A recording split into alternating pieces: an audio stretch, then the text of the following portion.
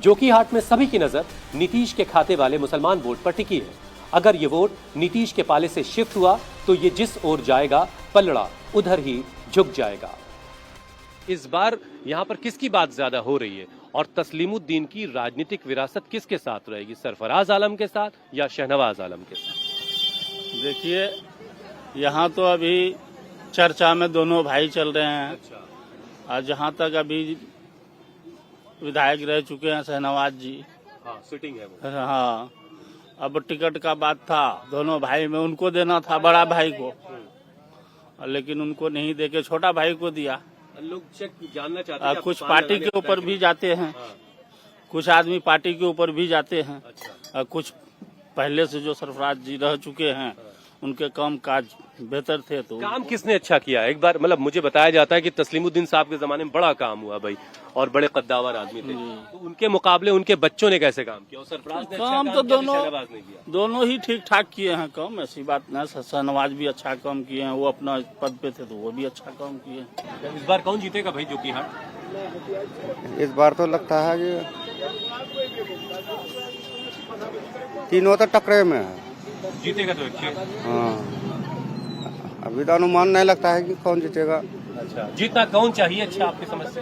हाँ, आपकी समझ से जीतना किसको चाहिए? को तो हमारा समस्या भी जितना तो किसी को सरफराज को चाहिए। सरफराज, जनसुराज पार्टी वाला? हाँ, यहाँ पे सिर्फ सरफराज का ही बोलबाला। सरफराज आलम, प्रशांत किशोर जनसुराज की जी, पार्टी? जनसुराज पार्टी से। अच्छा, तो फिर लोग कहेंगे कि भाई जनसुराज के 2-4 विधायक अगर जीत गए, 10-5 जीत गए, जी, तो उससे होगा क्या?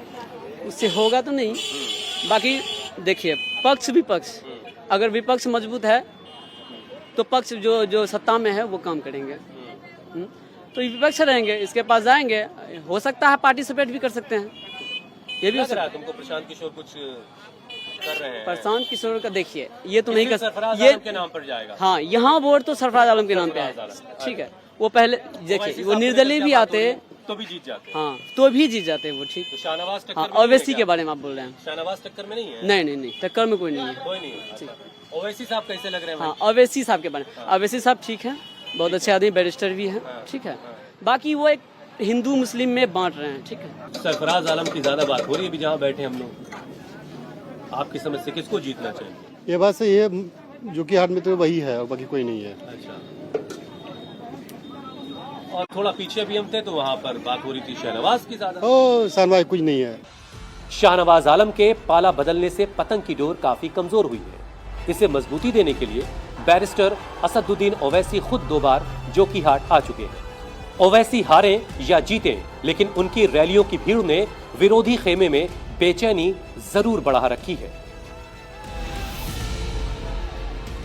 प्रशांत किशोर भी सीमांचल में अच्छी खासी भीड़ जुटाकर मुसलमान वोट को लेकर अपनी ताकत दिखा रहे हैं। यानी ये बात कंफर्म है कि किसी के हिस्से में कम और किसी के हिस्से में ज्यादा, लेकिन जोकीहाट के 65% मुसलमान वोट में 4 डिवीजन होंगे। इसीलिए यहां का हिंदू वोट भी इस बार काफी इंपॉर्टेंट हो गया है। जोकीहाट में प्रशांत किशोर की जनसुराज पार्टी के उम्मीदवार हैं सरफराज आलम। एक बड़े राजनीतिक घराने से आते हैं, तस्लीमुद्दीन साहब के बड़े बेटे हैं वो, और एक बड़ा नाम है इस इलाके में। और प्रशांत किशोर की पार्टी का जो सिंबल है वो ये है, ये बस्ता।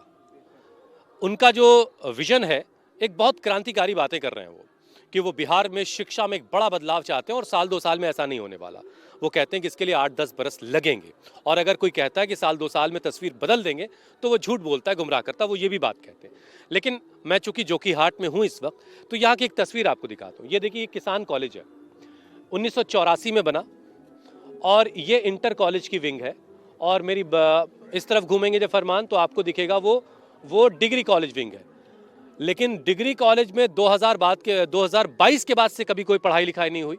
आप वहाँ की इमारत को करीब से फरमान अगर आपको दिखाएंगे तो आपको दिखेगा कि हालत कुछ ऐसी हो रही कि बस क्या कहना। सामने हॉस्टल भी है इस तरफ, और इंटर कॉलेज जो मैंने पहले इमारत आपको दिखाई वहाँ आज ताला लगा हुआ है।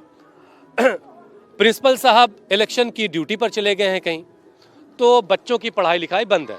क्या नाम हुआ जी तुम्हारा? सर मोहम्मद अतहर अतहर जी। कि कभी देखे यहाँ पढ़ाई लिखाई होती? सर यहाँ टीचर तो है ही नहीं, तो बाकी बच्चे सब क्या होगा जब कुल 7 स्टाफ है जिसमें एडमिनिस्ट्रेटिव भी होगा और टीचिंग स्टाफ भी होगा, तो अब आप अंदाजा लगाइए कि कैसे निजाम चलेगा। कौन जीत रहा है जी इस बार यहाँ पे? यहाँ तो इस बार जन स्वराज का है। अच्छा, सरफराज आलम जी जीते। सरफराज आलम। आपका नाम सर? शहबाज आलम। शहबाज आलम साहब, क्या करते हैं भैया आप?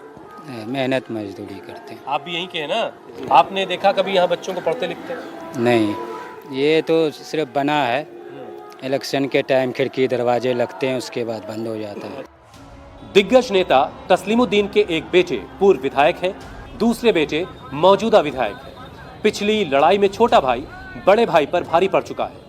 दोनों भाइयों के बीच ये दूसरी बार सियासी फाइट हो रही है और नजर इस बात पर टिकी है कि यहाँ का भाईजान मोहम्मद तस्लीमुद्दीन की फैमिली में किसके साथ जाएगा और किस पर भरोसा दिखाएगा। मुकाबला किससे है इस बार? शहनवाज आलम का।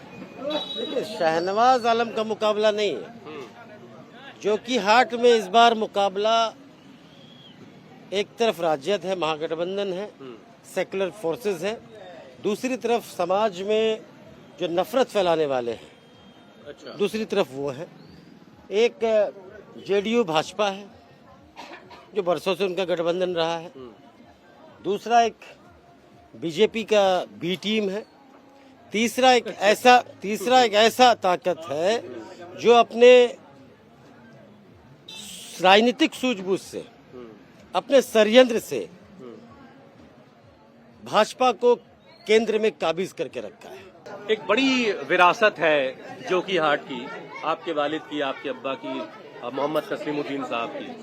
उस विरासत की जंग इस टाइम दिखाई दे रही है। दो सगे भाई नो आमने सामने हैं, कोई जंग नहीं। सियासत में न कोई भाई होता है न कोई बाप होता है। जो जनता की काउच पर, मेरा परिवार जनता है, मेरा खानदान जनता है, थोड़ी भूल चूक हुई थी। वो सोच रहे थे जनता को लगातार उनको लगा कि एक नया आयाम के साथ नई बात, लेकिन देखा कि भ्रष्टाचार उतने, अफसरशाही उतना, विकास रुक गए। सोचा कि फिर अपना बेटा को ही लाओ,